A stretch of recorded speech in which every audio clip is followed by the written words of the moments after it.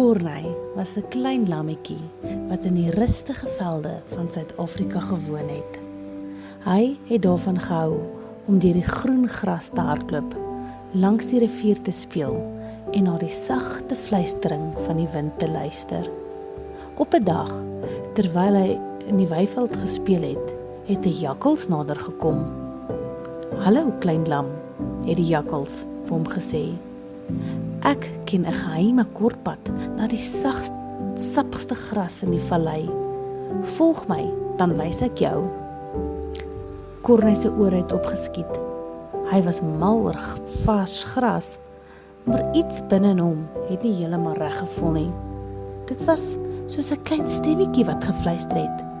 "Wees versigtig, Corneille." "Maar hoekom moet ek jou vertrou?" het Corneille gevra.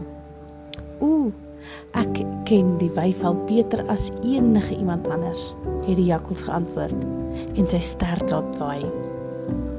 "Ek het al baie diere gehelp om wonderlike kos te kry." Corneille het oor die jakkals se woorde nagedink. Hy het rondgekyk.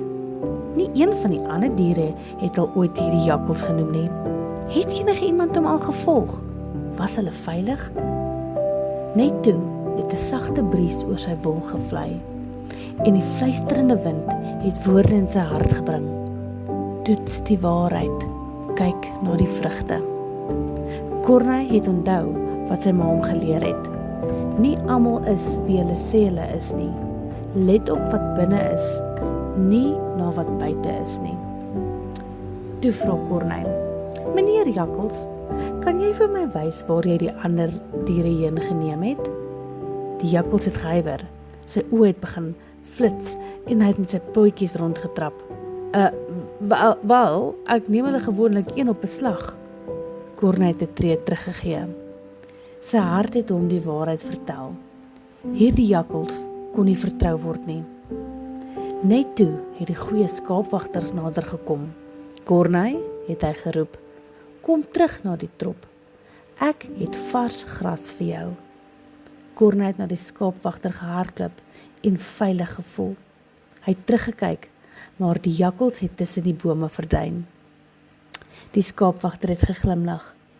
"Jy het geluister na die fluistering binne jou, Corneille.